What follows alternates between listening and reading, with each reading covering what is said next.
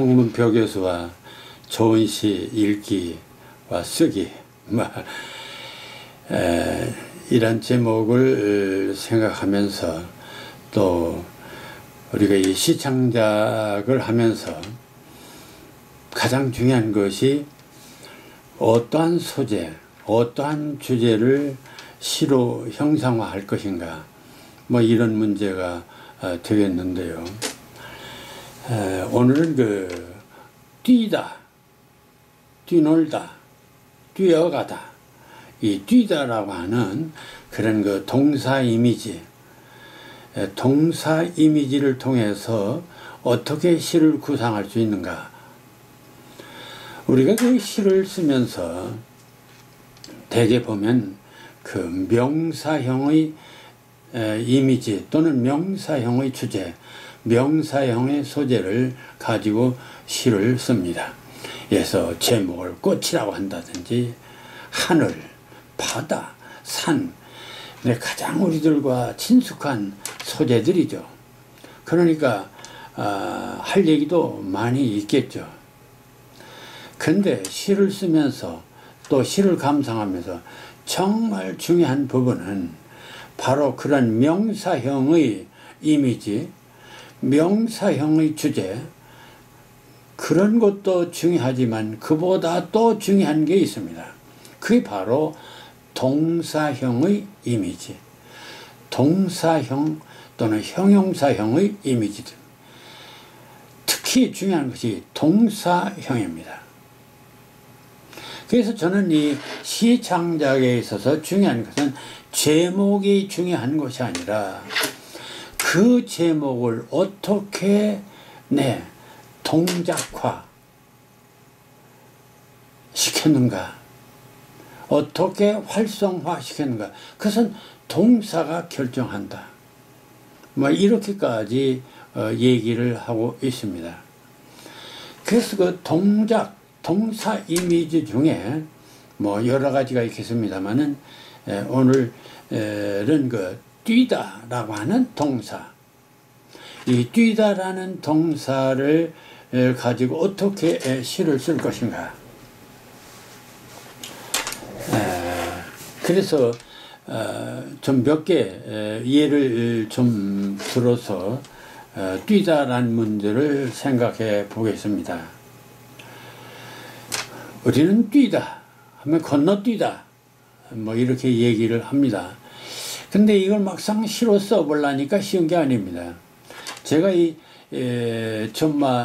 홍 교수와 좋은 시 읽기에서 뛰다라고 하는 동사 이미지를 좀 재밌게 표현한 시가 있나 하고 인터넷 여러 가지 시사전들을 아무리 뒤져봐도 뛰다라는 동사에 적절히 잘 드러낸 그런 시들을 찾기가 쉽지가 않았습니다.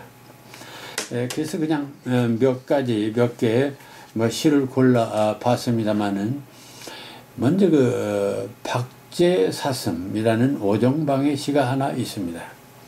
생시엔 저도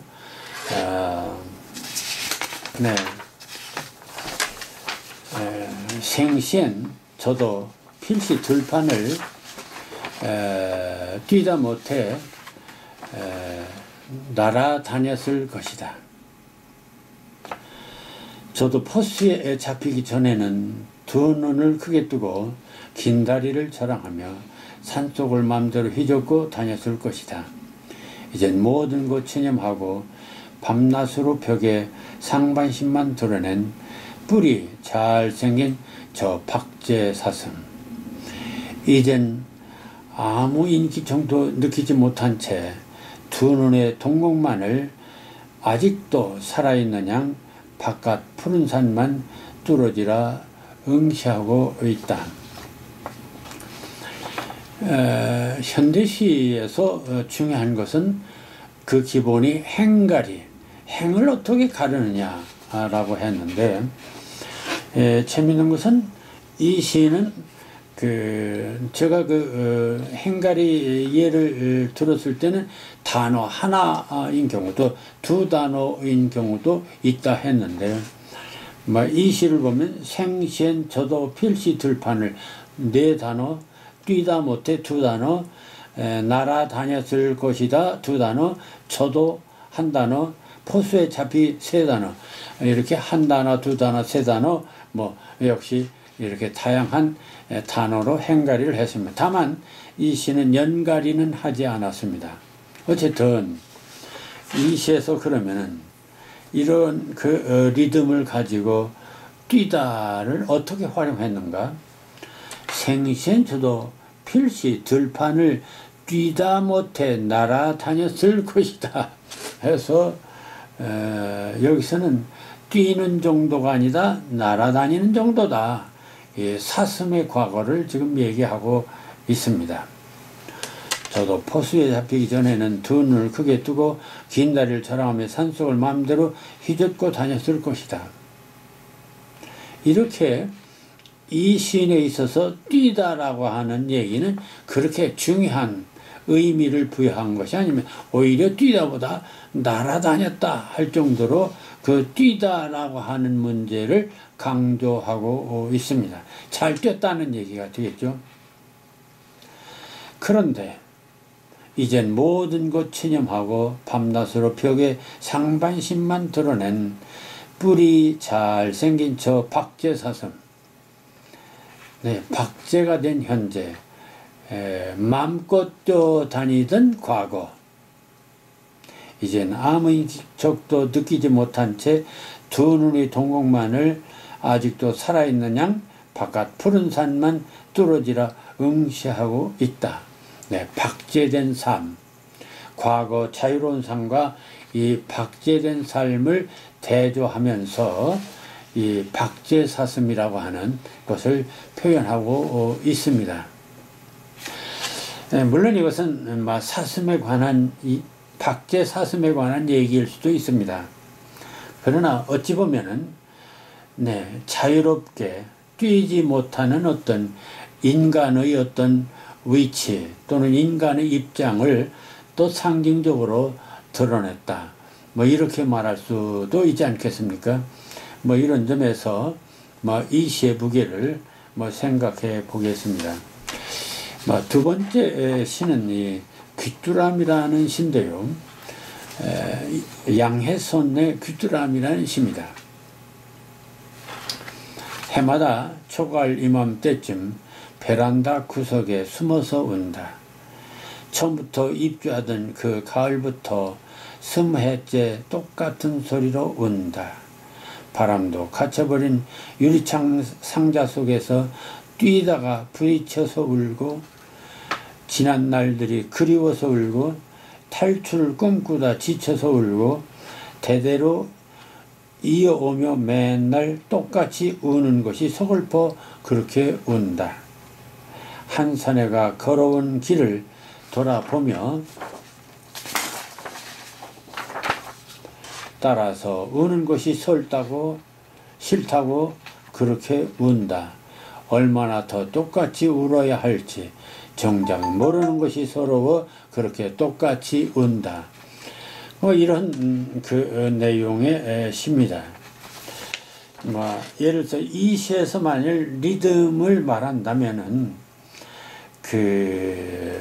흥미롭게도 숨어서 운다, 소리로 운다, 부딪혀서 울고, 그리워서 울고, 지쳐서 울고, 그렇게 운다, 그렇게 운다, 그렇게 똑같이 운다.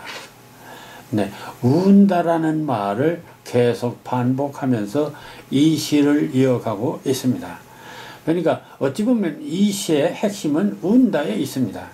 따라서 이 뛰다라는 얘기는 울며 사는 어떤 존재의 극히 일부에 속하는 부분적인 것일 수도 있습니다.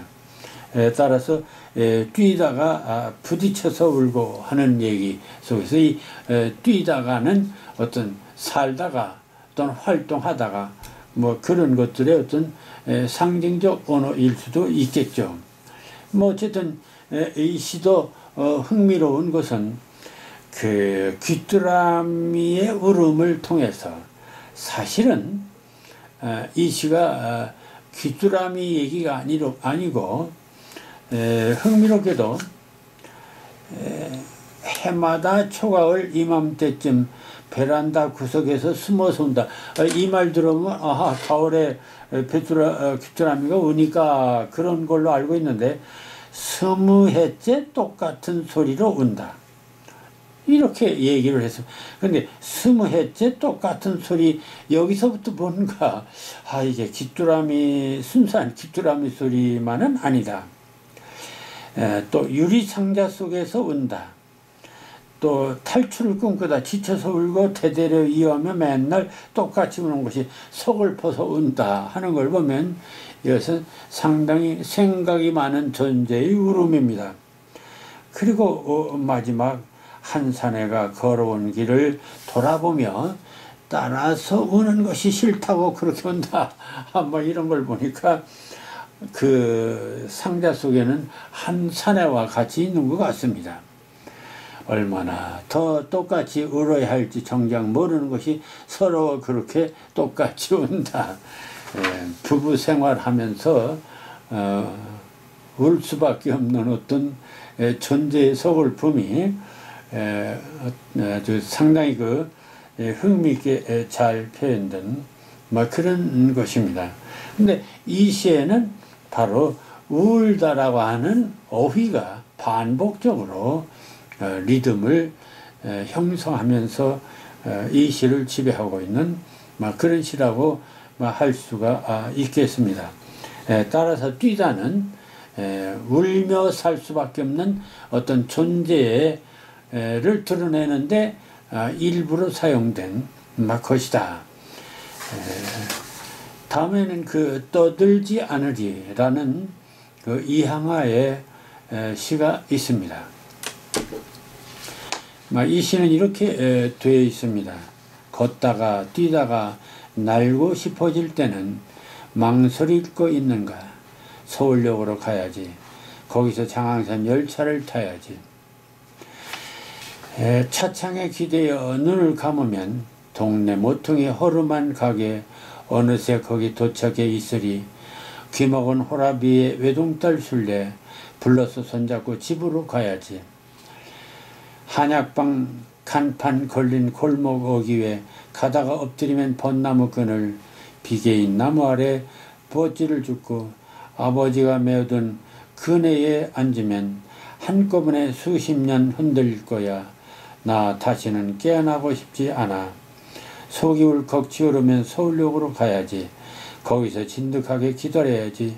천둥번개 불러도 대답하지 않아야지. 이런 시입니다. 자, 걷다가 뛰다가 날고 싶어질 때는 이 시도 제목이 떠돌지 않으리라는 그런 얘기인데요. 처음에 걷다가 뛰다가 날고 싶어질 때는 이 걷다가 뛰다가는 그냥 일상적인 삶일 것 같습니다. 근데 날고 싶어질 때는 좀 비약하고 싶어진, 뭔가 바꾸고 싶다. 어떤 비상에 대한 욕망을 얘기하고 있는 것 같습니다. 그럴 때는 거기서 장항선 열차를 타야지라고 했습니다. 여기서 우리는 장항선 열차라고 하는 말이 그 당에 그것은 어떤 의미에서는 그 다음에도 이어지면 차창에 기대어 눈을 감으면 동네 모퉁이 허름한 가게 어느새 거기 도착해 있으리. 귀먹은 호라비의 외동딸 술래 불러서 손잡고 집으로 가야지. 자, 이런 얘기를 하면 그 장항선 열차는 바로 고향으로 가는 열차고, 고향으로 간다고 하는 것은 유년으로 돌아간다는 얘기가 되겠죠. 왜 사람들은 시를 쓰면서 고향으로 가고 싶어 하고 유년으로 가고 싶어 할까요? 그것은 바로 유년과 고향에 어떤 공통점이 있습니다. 그것은 바로 유년이나 고향은 마치 에덴처럼 거기는 이해관계가 초월된 세계입니다. 다시 말하면 순수한 세계, 미움도 그리고 불행도 없는 늘 행복이 가득한 세계입니다. 부모의 따뜻한 품 속에 늘 따뜻함을 느끼는 세계입니다. 그러니까 무슨 고민이니 고통이니 슬픔이니 괴로움이니 이런 것이 없는 세계가 유년의 세계라고 봅니다. 그러나 커서 외로움도 알고 슬픔도 알고 미움도 알고 이런 성숙한 세계의 차이, 여기서 우리는 순수한 고향을 그리게 되는 것이기도 하죠. 그래서 이는 고향에 가서 부모와 함께 손잡고 그 유년기의 추억을 이렇게 떠올립니다.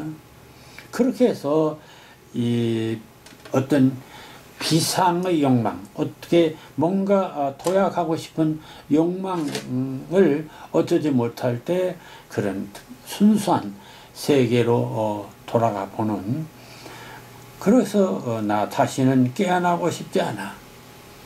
속이 울컥 치오르면 서울역으로 가야지. 그러니까 더 이상 새 속에서, 그 욕망 속에서 허덕이고 싶지 않다. 차라리 그 순수한 세계로 돌아가, 거기서 진득하게 기다려야지. 천둥번개 불러도 대답하지 않아야지 하면서 오롯이 자기의 어떤 정체성을, 순수한 정체성을 찾고자 하는 그런 모습을 보여주고 있습니다. 따라서 이 시에서도 뛰다라고 하는 것은 역시 어떤 삶의 어떤 표현이라고 할 수가 있습니다. 마지막으로 저는 이제 어디로 갈 거나 홍문표 저의 절시가 되겠습니다. 소나무, 참나무, 고로쇠나무, 숲길을 지나 돌길을 지나 엉겅퀴 어우러진 참목을 지나 마침내 오른 산마루 언덕에 서다. 그러나 산은 산으로 이어져 하늘 앞자락 저만큼에 머물러 있고 길은 길로 이어져 숲속 그늘에 숨어버린다. 막다른 골목, 목은 마르고 다리는 후들후들. 이제 어디로 갈 거나. 아슬하게 버틴 앞산 정수리 맨발로 뛰어오를 거나 꼬리 잘린 산길 찾아 캄캄한 숲속으로 돌아갈 거나. 막다른 골목, 목은 마르고 다리는 후들후들. 이제 어디로 갈 거나. 하늘에서 내려온 오색빛 무지개, 그 선연한 말씀의 빗줄기로 내 온몸 칭칭 동여매고 덩실덩실 하늘길로 올라갈 거나. 네, 이 시는 이제 어디로 갈 거나에 있습니다. 소나무, 참나무, 고로쇠나무, 숲길을 지나 돌길을 지나 엉겅퀴 어우러진 잠목길을 지나 마침내 오른 산마루 언덕에 서다. 여러분들 다 인생은 산타기 아닙니까? 소나무도 넘어가고 참나무도 넘어가고 고로쇠나무도 지나고 마침내 정상에 올랐어요. 그렇게 우리는 삽니다. 정상에 올라가고 싶어서 그런 욕망 속에서 삽니다. 근데 자기가 꿈꿨던 막상 정상에 올라가 보니까 어떻던가요? 우리가 꿈꿨던 희망의 어떤 정상에 올라갔는데 올라간 다음 어떻던가요?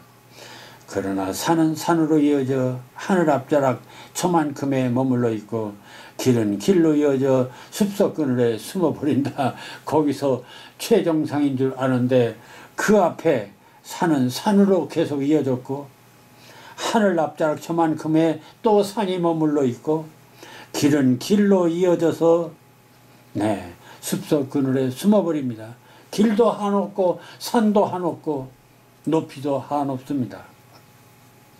결국 무한한 욕망 속에 한정된 인간, 한계 상황에 부딪히고 맙니다. 그래서 막다른 골목, 목은 마르고 다리는 후들후들. 이제 어디로 갈 거나. 우리는 그런 한계 상황에 부딪힐 때가 옵니다. 그래서 그때 한계 상황에 부딪힐 때 아슬하게 버틴 앞산 정수리, 보니까 또 앞산이 있어요. 맨발로 뛰어 오를 거나 꼬리 달린 산길 찾아 캄캄한 숲으로 들어갈 거나 올라갈 거나 후퇴할 거나 이 아슬하게 버틴 앞산 정수리 맨발로 뛰어 오를 거나 우리는 그런 욕망을 또 느낍니다. 뭔가 점핑, 도약을 하고 싶은 욕망을 느낍니다. 저는 대학 시절 양주동 박사의 강의를 직접 몇 학기 들었습니다. 이제 그분이 즐겨 쓰는 말이 평무진처 시청산이라. 평평한 들판 끝에는 언제나 푸른 산이 있다. 우리는 한없이 평지로 달렸지만 그 마지막 막다른 달목에는 또 청산이 높이 그 앞을 가로막고 있습니다. 그래서 우리들이 해야 할 일도 끝이 없고 또 가고자 하는 욕망도 끝이 없습니다. 그러나 문제는 그 끝에 다 도달할 수 있는가? 도달하지 못합니다. 막다른 골목, 목은 마르고 다리는 후들후들 이제 어디로 갈 거나 이런 상태에 접어들게 됩니다. 자, 그때 저는 이러한 시를 썼습니다. 하늘에서 내려온 오색빛 무지개, 그 선연한 말씀의 빗줄기로 내 온몸 칭칭 동여매고 덩실덩실 하늘길로 올라갈 거나 나의 힘, 나의 능력, 인간 능력으로는 저 높은 청산에 오를 수가 없습니다. 저 높은 절벽을 오를 수가 없습니다. 그때 인간이 할 수 있는 길이 뭐냐?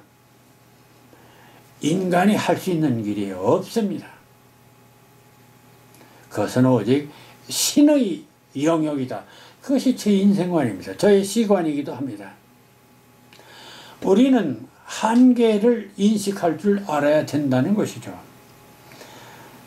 그래서 저는 이 하늘에서 내려온 오색빛 무지개, 그 선연한 말씀의 빗줄기로 내 온몸 칭칭 동여매고 덩실덩실 하늘길로 올라갈 거나 어떤 은총을 통해서만 가능하다.